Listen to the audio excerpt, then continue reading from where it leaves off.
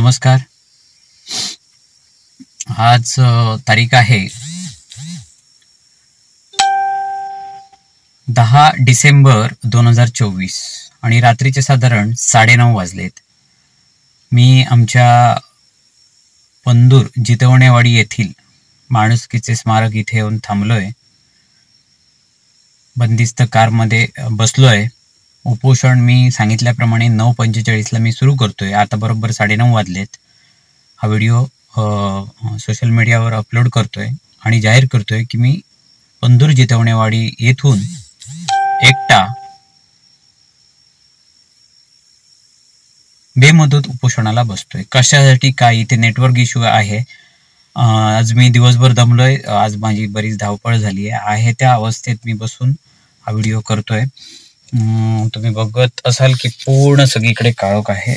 इथे काही लाईट वगैरे नाही आणि नेहमीप्रमाणे मी माझी टेक्नॉलॉजी माझ्यासोबत घेऊन आलोय आणि आशा करूया की लवकरात लवकर माझ्या मागण्या पूर्ण होतील, ज्या समाज हितासाठी आहेत, देश हितासाठी आहेत आणि संपूर्ण मानव हितासाठी आहेत. धन्यवाद. नमस्कार. उपोषणाची पहिलीच रात्र आणि आपलं नाव साहेब, काय नाव काय आपलं? विनायक ठाकरे उपोषण स्थळी मला भेट द्यायला आले. म्हणजे माझी त्यांनी माणूस म्हणून किंमत ठेवली असं म्हणतो. राहिला प्रश्न माझ्या उपोषणाच्या माध्यमातून मागण्याचा, तो टेक्निकल मोठा गोंधळ आहे. बघूया आता. त्यांनी रिक्वेस्ट केलेली, पण मी म्हटलं तसं नाही. मी 12 वर्ष याचे यातना भोगले आहेत आणि आमचे कुडाळचे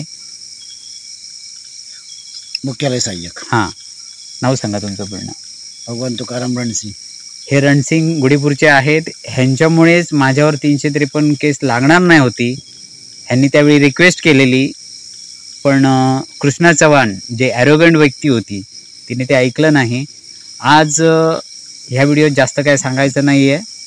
माणुसकी बघायची होती. ती माणुसकी ह्या साहेबांनी दाखवली, ह्या स्टाफने दाखवली आहे. मी पण त्यांनी झालेल्या चुका दुरुस्त केल्या, तर मी पण तुम्हाला त्रास न देता जास्तीत जास्त हे लवकर कसं उपोषण सोडेल याच्यासाठी मी प्रयत्न करेन. पण माझ्या वेदना आणि व्याधी कशा किती भोगलंय ते ह्यांना विचारा. माझं काही तेवढं कारण नसतं ना. मला राग 353 लावलं म्हणून आणि ते यातना भोगल्या म्हणून. मी पुन्हा एकदा ह्या व्हिडिओत सांगतो, आमचे ॲडव्होकेट बिलेसाहेब नसते तर मला जीव द्यावा लागला असता. एक तर सगळ्या बाजूने कर्ज आणि त्याच्यात 353 सारखं गंभीर कलम असू देत. ते तुम्ही नव्हता, पण त्या वेदनेचे साक्षीदार हे आहेत. आपण माणूस म्हणून मानवतेचा दिन आहे. बघू तुमच्याकडून कसं कोऑपरेट आणि माझ्याकडून असेल. धन्यवाद. आमच्या भूमी आलात आणि आमच्याकडून माझ्याकडूनही तुम्हाला कोऑपरेट राहील. ओके, धन्यवाद. ओके, चालेल.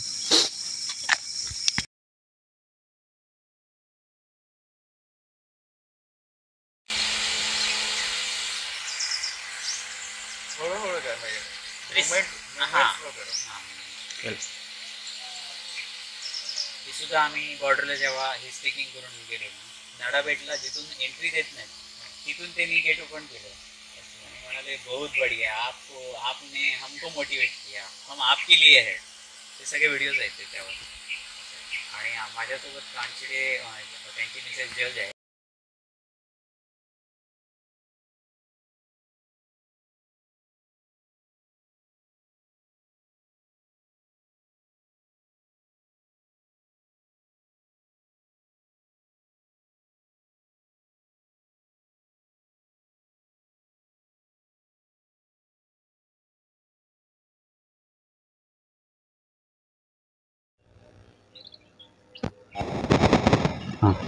साहेब, आता जे तुम्हाला जे मी सांगतोय ना की पहिलाच एक गोंधळ झाला. पहिला गोंधळ म्हणजे आता आपण बघा, मी तिथे उपोषणाला बसलोय, बरोबर?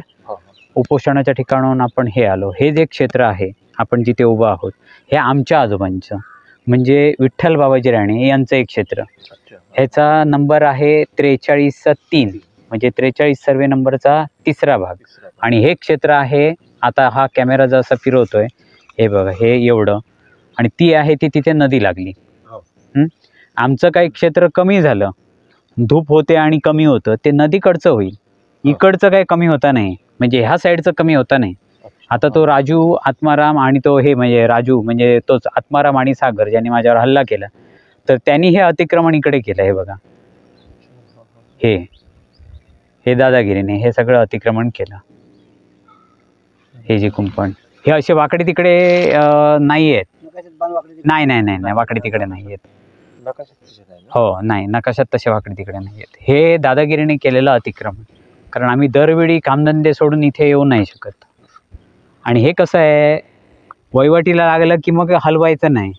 हे गावात जास्त प्रकार आहेत, आमच्यात नाही. पूर्ण जिल्ह्याची आमची कोकणाचीच शोकांतिका आहे ही. म्हणून ना कोकणीत एक म्हण आहे, काय कोकणी माणसाक जर पाकिस्तानच्या बॉर्डरला ठेवलो तर मेरे खापवीत खापवीत अख्खो पाकिस्तान त्यांना गिळलो असतो, अशी म्हणा. म्हणजे काय, माझी मेर म्हणत खापवत खापवत जायचं आणि पुढे पुढे जायचं. का हो, असं आहे ते. हा मग आता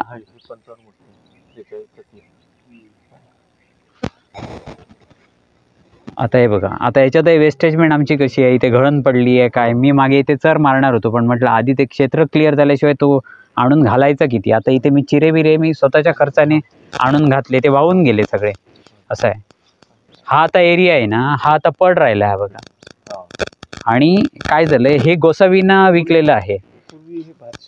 भातशेती हे सगळं शेती होत होती, हे वाटणीच झालेले. आणि काय झालं, जेव्हा वाटणी झाली म्हणजे हे मोजणी झाली, वाटणी तर ह्याच्या अगोदरच झालेली. हे आमचे गोव्याचे काका, त्यांनी हे ज्यांना विकली, काहीतरी त्यांचं नाव आहे गोसावी का काहीतरी, तर त्यांचा सुद्धा प्लॉट म्हणजे हा एवढा नाही आहे त्यांचा. हे आता पुढे आलेत, हे आलेत ना, हे सगळे पुढे आलेत. एवढा प्लॉट नाही आहे आमच्या, प्लॉट ते कमी झाला. म्हणजे इकडनं चूक झाली आहे ह्या बॉर्डरची. आणि इकडे झालं तर ह्याचे काय मोजलंच नाही होतं. हा तर आता पुढे पुढे येतोय आणि 10 वर्षांनी आलं तर कदाचित इथपर्यंत येईल. आपण उभे आहोत इथपर्यंत येऊ शकतो.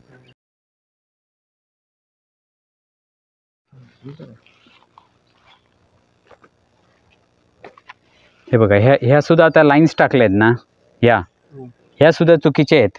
पोल जे टाकलेत ते म्हणजे लाईनच चुकीचीच झालेलं आहे सगळं. ते एक चूक झाली ना की सगळं हलतं तसं झालेलं आहे ते. ही ओरिजिनल पहिलीच वाळी ती.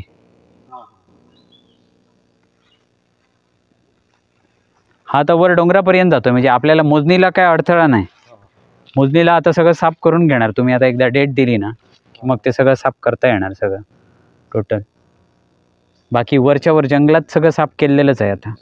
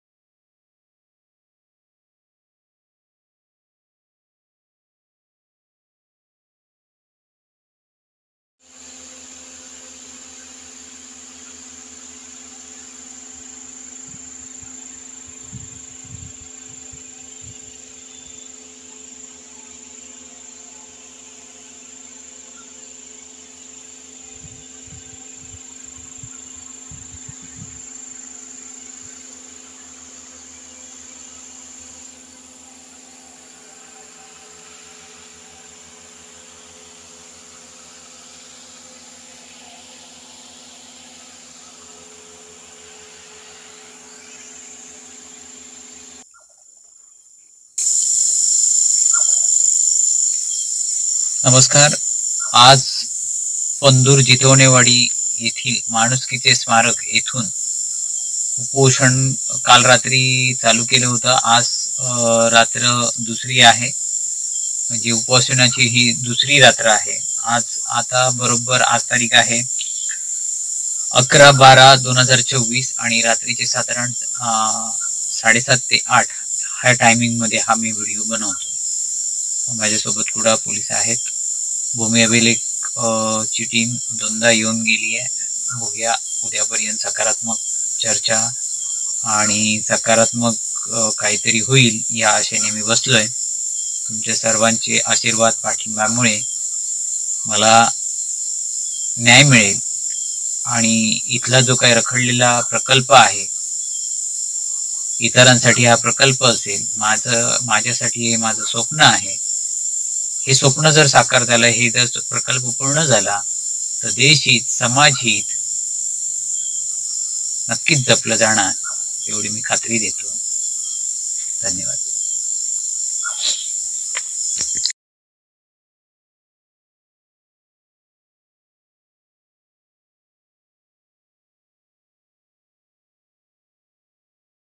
आज आमचे बाळा राणे सामाजिक कार्यकर्ते यांच्या उपोषणाचा हा 3रा दिवस आहे. त्यांच्या प्रकृतीच्या काळजीमुळे आज आम्ही त्यांची भेट घेतली. त्याचवेळी भूमी कार्यालयाची माणसं इथं आली होती.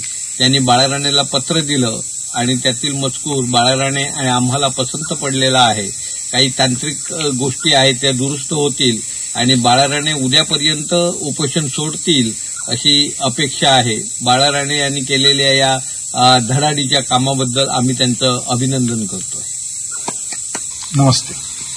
आमचे मित्र बाळा राणे मागं जे बोललो ना की त्यांच्या डोक्यामध्ये जो वैज्ञानिक प्रकल्प साकारायचा आहे आणि त्यांची जितवणी या भागामध्ये जी जमीन आहे तिथं ज्या तांत्रिक अडचणी आहेत त्या सुटणं पहिला महत्वाचं आहे आणि ते सोडण्यासाठी म्हणून गेले 3 दिवस इथं ते उपोषण करतायत. पोलीस प्रशासनाकडनं, भूमी अभिलेख कार्यालयाकडनं, तहसीलदार कार्यालयाकडनं खूप चांगले सहकार्य त्यांना भेटलंय. फक्त एक छोटीशी तांत्रिक अडचण आहे. ती तांत्रिक अडचण मी आशा धरतोय की ती उद्या पूर्ण होईल आणि त्यांचं उपोषण सुटेल आणि त्यांचं जे काही ध्येय आहे, त्यांचं जे काही स्वप्न आहे ते साकार करण्यासाठी ते जोमानं पुढच्या कारवाईसाठी कामाला लागतील. यासाठी मी त्यांना शुभेच्छा देतो आणि ज्यांनी बाळाराणेंना सहकार्य केले त्यांचे मी त्यांचा मित्र म्हणून आभार मानतो. धन्यवाद.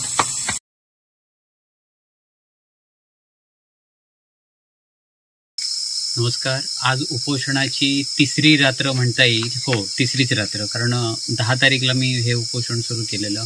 10, 11 आणि 12. आज 12 तारीख आहे आणि उपोषणाची 3री रात्र आहे. आणि 3ऱ्या रात्री आता साधारण किती वाजले? 8:30 वाजता मी माझं हे बेमुदत उपोषण होतं ते तात्पुरतं मी स्थगित करत आहे. तात्पुरतं म्हणण्याचं कारण, साहेबांनी पत्र दिलंय पण त्या पत्राप्रमाणे अंमलबजावणी झाली पाहिजे. मलाही कळतं की टेक्निकल बाबी आहेत, थोडा वेळ जाऊ शकतो. तरी पण माझी एक तुम्हाला रिक्वेस्ट राहील की महिना, 2 महिने, 3 महिने तुम्ही हा चार्ज सोडू नये आणि तुम्ही इथे कोकणातही स्थिर व्हावं. तुम्ही नागपूरमधले आहात तुम्ही. आणि विशेष सगळ्यांना सांगतो की नेहमीप्रमाणेच मी पोलिसांना त्रास दिला आणि पोलिसांना त्रास म्हटलं की सध्याचे जे पी आहेत मखदूम साहेब, नेहमीप्रमाणे त्यांना मी त्रास दिलाय. त्याच्यामुळे ज्यांना मी त्रास दिलाय त्यांच्याच हस्ते मी सरबत पिऊन हे उपोषण मी तात्पुरतं सोडलंय. आणि दुसरी गोष्ट, हे ठाकरे आहेत आणि आम्ही राणे आहोत. तर ठाकरे राणे 2 पुन्हा नको बस. पण मी एवढंच सांगतोय की माझी बाजू तुम्हाला योग्य वाटली आणि मला पुन्हा एकदा हे व्हिडिओच्या माध्यमातून सांगायचं आहे, ज्यांनी चुका केल्या जमीन मोजणी ते हे नाही आहेत. त्याच्यामुळे मी जास्तही त्याच्यात केस काढत न राहता मी सुद्धा थोडी कॉम्प्रोमाइज केली आहे. जाऊ देत, माणसं आहोत आपण आणि हे माणुसकीचं स्मारक म्हटलंय म्हणून एकदमच सगळं ते असं टोकाला जाऊन होणार नाही. ते नेहमीच साहेबांशी माझा वाद होत असतो पण ते माणुसकीच्या अँगलने होत असतो. एवढंच. ह्याच्यापुढे कोणालाच माझ्याकडून त्रास होऊ नये आणि प्रशासकीय बाबतीतून बोलतोय. आणि तुम्हाला एक रिक्वेस्ट करतो साहेबांच्या साक्षीने की ह्यांच्याकडे, कुडाळ पोलिसांकडेच नव्हे, तमाम महाराष्ट्रातल्या पोलिसांकडे जास्तीत जास्त जर क्राईम वाढलेले गुन्हे असतील तर भूमी अभिलेख खात्यांच्या थोड्या टेक्निकल चुकांमुळे. आम्ही असं म्हणत नाही की मुद्दाम करतायत. जसं बॉर्डरवर, सीमेवरून जसा वाद आहे तशी तुम्ही बॉर्डरही आखून देताय. त्या बॉर्डर आखताना आता जसं माझ्या भावाने माझ्यावर हल्ला केला, मी त्याला माफ केलं कारण त्याचं शिक्षण कमी. पण ह्याच्यात क्राईम मध्ये किती जणांचे जीव जातात. तर मला असं वाटतंय की तुम्ही काळजी घ्या. भूमी अभिलेखच्या महाराष्ट्रातले जेवढी खाती आहेत त्यांनी काळजी घ्या आणि पोलीस प्रशासनावर ताण यायला देऊ नका, एवढी मी विनंती करतोय. आणि पुन्हा एकदा नेहमीप्रमाणे मी माफी मागतोय महाराष्ट्र पोलिसांची, सिंधुदुर्ग पोलिसांची आणि विशेष म्हणजे कुडाळ तालुक्यातलं माझं रेशन कार्ड आणि रहिवासी आहे त्यामुळे कुडाळ पोलिसांचे मी माफी मागतोय की किती वेळा मी त्रास द्यायला मला शरम वाटते. हा प्रोजेक्ट पूर्ण होऊन देत लवकर. मी कर्जमुक्त होऊन मी हा देश सोडून जायचा विचार करतोय, कारण इथे टॅलेंटला तसा वाव नाहीये. बस मला एवढं काय सांगायचं नाही. सॉरी साहेब, माझ्यामुळे काय हे झालं. तुम्हालाही सॉरी म्हणतो. थँक्यू. थँक्यू. Okay, thank you.